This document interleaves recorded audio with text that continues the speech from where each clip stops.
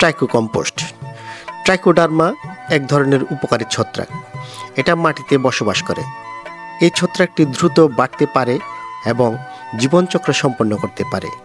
Trichoderma প্রজাতির অনেক ছত্রাক পাইরনস, অ্যানথ্রাকুইন্স নানা জাতীয় গ্যাসীয় পদার্থ নির্গত করে, যা গাছের রোগ সৃষ্টিকারী জীবাণু ধ্বংস করে।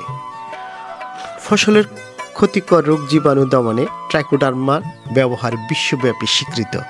আমাদের দেশে ট্রাইকোডার্মা বিষয়ক গবেষণা শুরু হয় 1998 সাল থেকে।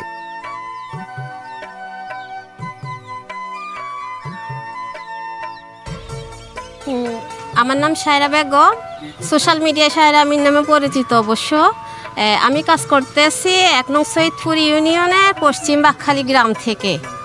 তো আমি সীতাকুণ্ড উপজেলার কৃষি কর্মকর্তা হাবিবুল্লাহ স্যারের অনুপ্রেরণায় এবং সার্বিক সহযোগিতায় আর আমাদের এখানকার উপপরিদর্শক টিটু রানী দাসের সহযোগিতায় আমি এই কারখানাটা আরম্ভ করি। ওনারা আমাকে সার্বিক সহযোগিতা করে যাচ্ছেন, সব কিছু তদারকি করতেছেন। এখন আমি মোটামুটি এটা সম্পর্কে আমার অনেক আইডিয়া হয়ে গেছে। 100 কেজি যদি গোবর দিই তাহলে 50 কেজি দিই ফার্মের 20টা লিটার সহকারে। তারপরে হচ্ছে যে কচুরিপানা, কলা গাছ, চিতাগুড়, খোল ভিজা পানি, ভুট্টার গুঁড়া, চা পাতা, তারপরে সবজির উচ্ছিষ্ট অংশ, বিভিন্ন রকমের শাক সবজি লতা পাতা, মোটামুটি পচনশীল যত সব দ্রব্য আছে ওগুলো দিয়ে আমি এই ট্রাইকোকম্পোস্টটা বসাই দিয়ে করে মিক্স করে এটা 15 দিন পরে সবগুলোরা আবার উলটফলট করা লাগে, আবার 1 মাসের সময় আবার উলটফলট করা লাগে।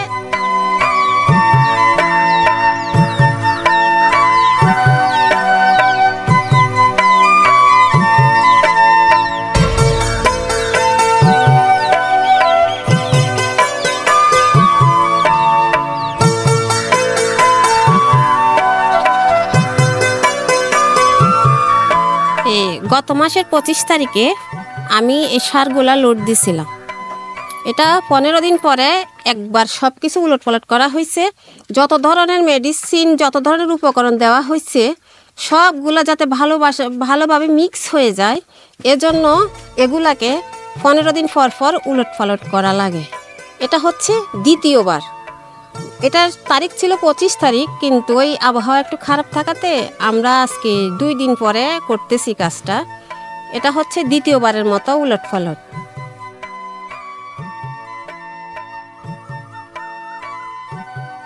এই ট্রাইকোকম্পোস্ট উৎপাদন হতে 1.5 থেকে 2 মাস সময় লাগে।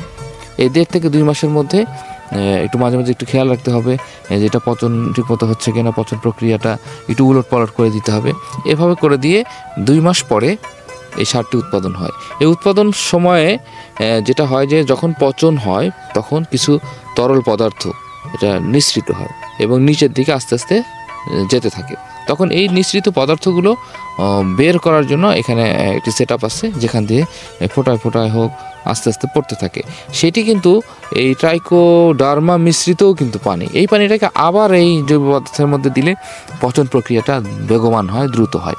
তো এইভাবে করে জৈব সারটা উৎপাদন হয় এবং এই উৎপাদিত জৈব সারটি তারপরে ভালো করে মেশিনে চেলে গুঁড়ো গুঁড়ো করে যেটা হয় যাতে এটা মার্কেটেবল হয়, অর্থাৎ মার্কেটে সাপ্লাই দেওয়ার জন্য সুন্দর করে প্রসেসিং করতে হয়।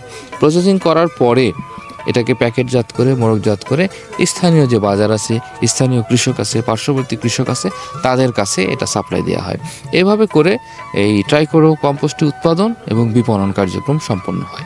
এবং এই ট্রাইকোকম্পোস্ট কিন্তু আপনার যে কোনো সবজির ক্ষেতে বা যে কোনো জমিতেই কিন্তু এটা ব্যবহার করলে জমির ভিতরে অণুজীব, এই ট্রাইকোডার্মার পরিমাণটা বাড়ে। এটা একটি উপকারী ছত্রাক। এটা মাটিতে দিলে অন্যান্য যেসব ক্ষতিকর ছত্রাক আছে সেটাকে মেরে ফেলে।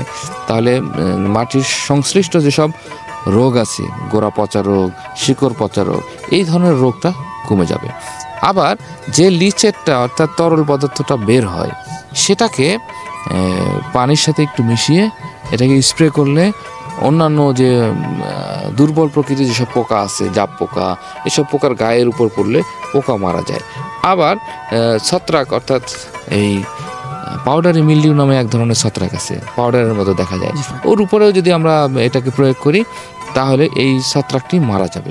তো এইভাবে করে এটা ছত্রাকনাশক এবং কীটনাশক দুইটা কাজেই লাগবে। সাথে সাথে আরেকটা বিষয় হচ্ছে, কারণ হচ্ছে এই লিচেটের ভিতরে আপনার এই ট্রাইকো কম্পোস্ট উৎপাদনের সময় নিমের পাতা, তারপরে মেহগনির পাতা, এই ধরনের যে পাতা ব্যবহার করলে এর নির্যাস থেকে যে ধরনের কেমিক্যাল তৈরি হয় সেগুলো কিন্তু জৈব বালাইনাশক হিসাবে কাজ করে।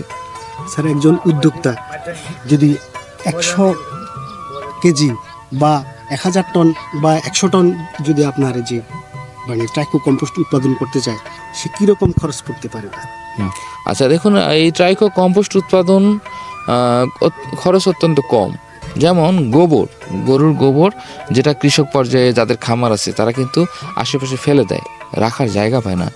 আবার যদি তারা বিক্রিও করে, সর্বোচ্চ 1 টাকা বা 2 টাকা কেজি দরে বিক্রি করতে পারবে, এর বেশি দাম হয় না। আবার মুরগির যে বিষটা, সেটাও কিন্তু 1 টাকা কেজি দরের বেশি হয় না। তাহলে এই পুরো কাঁচামালটা 1 থেকে 2 টাকা দাম। আর সাথে যখন চিটাগুড় এবং ট্রাইকোডার্মা মিশ্রিত করতে হয়, সেখানে হয়তো আর 2 টাকা খরচ হয়। তাহলে 3 থেকে 4 টাকা প্রতি কেজিতে ইনভেস্ট। আর এটা যখন উৎপাদন হয়ে যাবে, সেটাকে সুন্দরভাবে যদি মোড়কজাত করে বিক্রি উপযোগী করা হয়, তাহলে অনায়াসে কমপক্ষে 10 টাকা দরে একজন কৃষক সহজে বিক্রি করতে পারবে। তাহলে এই পচনশীল জিনিস 3 থেকে 4 টাকার জিনিস, এটা ভ্যালু এডিশন হয়ে গেল 10 টাকায়। অর্থাৎ একজন কৃষক কিন্তু 5 টাকা এখান থেকে ইনকাম করতে পারে।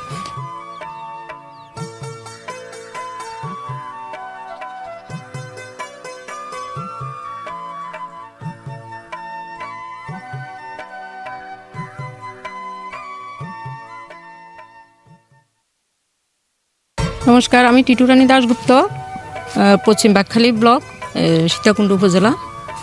এখানে সায়রার যে ট্রাইকো কম্পোস্ট উৎপাদনের জন্য উনি আগ্রহী হয়েছেন। এটাতে আসলে ওনাকে আমি চেষ্টা করছি, ওনার আগ্রহ আছে, আমিও ওনাকে জাস্ট একটু আরও আগ্রহটা বাড়াই দিয়েছি যে জৈব সার উৎপাদন করেন, এগুলোর জন্য আমরা যতটুকু পারি আপনাকে সহযোগিতা করব।